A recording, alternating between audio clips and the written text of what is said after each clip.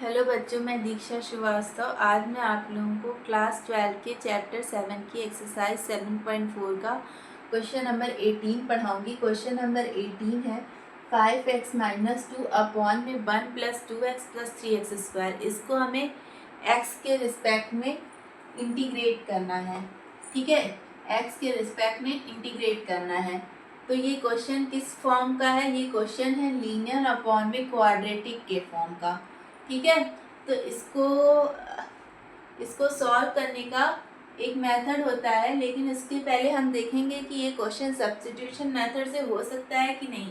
तो देखो, अगर हम सब्स्टिट्यूशन मेथड के लिए अगर हम नीचे वाले का डिफरेंशिएशन करके देखें तो इसका डिफरेंशिएशन क्या होगा? 3x स्क्वायर का 6x हो जाएगा, 2x का 2 हो जाएगा और 1 का 0 होगा। 6x + 2 आ रहा है, लेकिन आना क्या चाहिए? अगर इसकी जगह 5x - 2 आ जाता तो ये हमारा क्वेश्चन किस मेथड से हो जाता? सब्स्टिट्यूशन मेथड से हो जाता।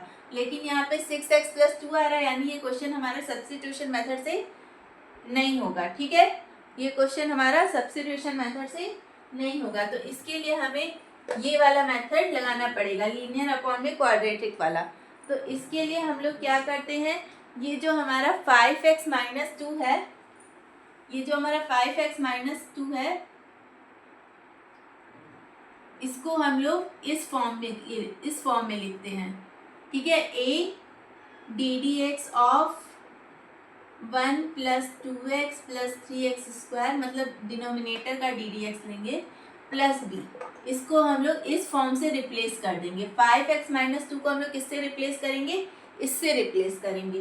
तो यहाँ पे 5x - 2 और इधर a है और इधर इसका डिफरेंशिएशन करेंगे तो a का डिफरेंशिएशन तो 1 का डिफरेंशिएशन तो 0 हो जाएगा।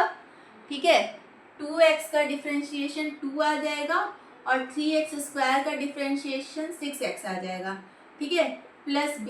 ठीक है, अब यहाँ पे क्या करते हैं, हम लोग a और b की वैल्यू निकाल लेते हैं यहाँ से। ठीक है, तो पहले क्या करेंगे, a और b की वैल्यू निकालते हैं। तो पहले a का मल्टीप्लाई कर देते हैं इन दोनों में, तो क्या आ जाएगा? 2a + 6ax + b।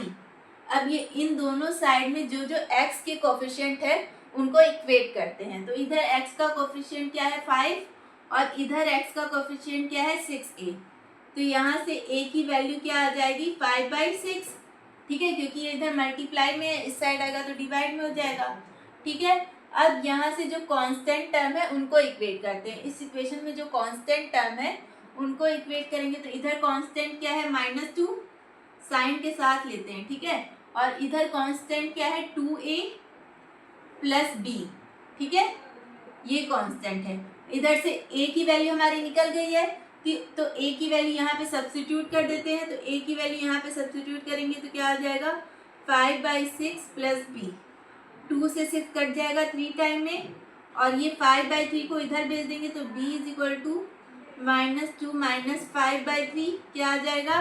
3 2 6 -6 - 5 - 11/3 आ जाएगा। ठीक है, तो ये आ गई हमारी a और b की वैल्यू। अब इस a और b की वैल्यू को यहाँ पे रख देंगे तो क्या आ जाएगा?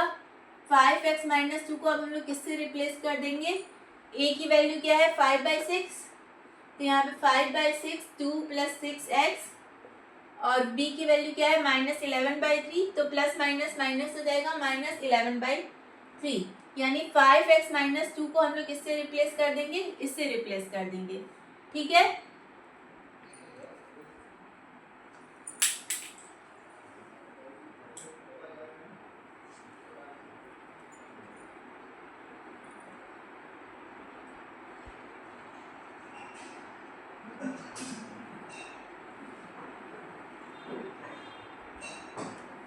ठीक है, तो इसको हम लोग इरेज कर दे रहे हैं।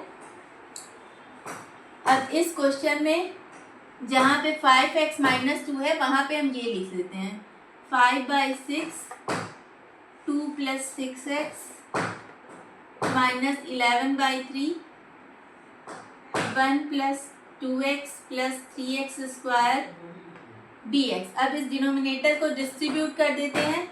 तो डिनोमिनेटर को डिस्ट्रीब्यूट करेंगे तो क्या हो जाएगा? ये 5/6 तो कांस्टेंट है, इसको बाहर निकाल लो और यहाँ पे बचेगा 2 प्लस 6x और यहाँ पे इन डिनोमिनेटर में 1 plus 2x plus 3x square dx।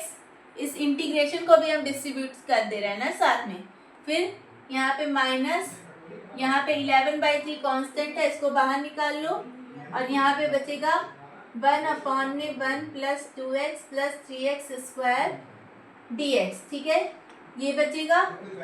अब इस वाले इक्वेशन को हम लोगों ने I माना है, तो इसको हम लोग I1 ले लेते हैं, ठीक है, और इसको I2 ले लेते हैं।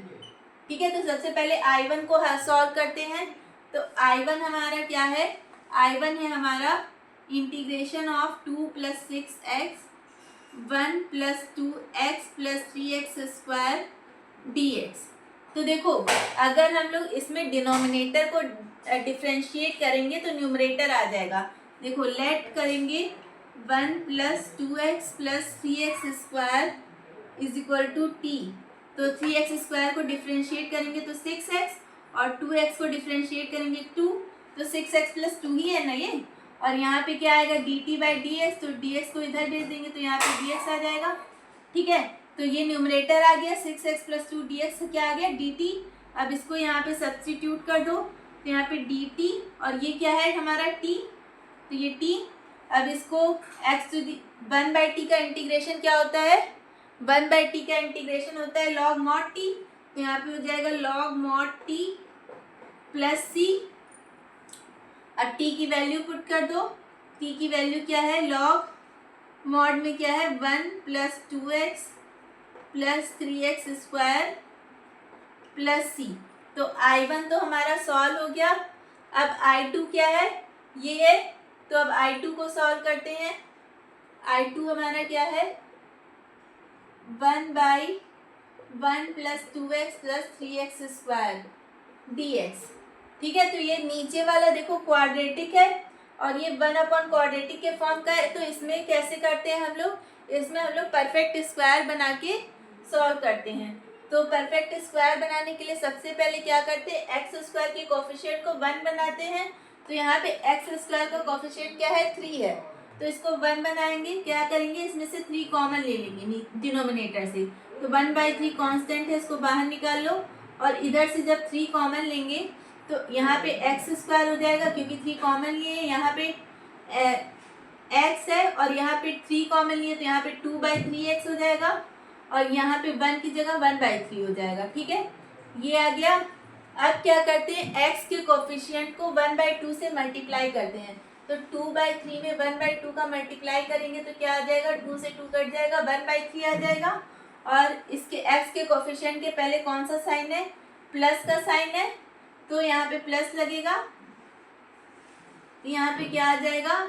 x प्लस 1/3 है ना, 1/3 का होल स्क्वायर आ जाएगा प्लस 1/3। इसमें से क्या घटाएंगे? इस 1/3 के स्क्वायर को घटाएंगे।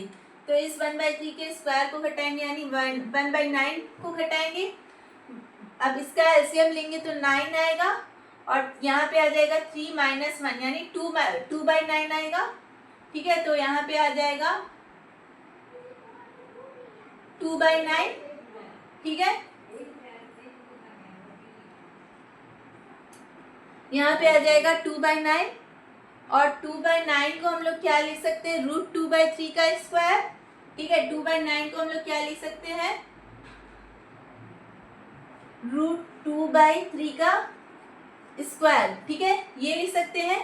अब इसको हम लोग किस फॉर्मूले से सॉल्व कर सकते हैं? यहाँ पे dx रहेगा, इसको हम लोग integration of 1/x square plus a square का dx, इस फॉर्मूले से हम लोग सॉल्व कर सकते हैं। तो इसका फॉर्मूला क्या था?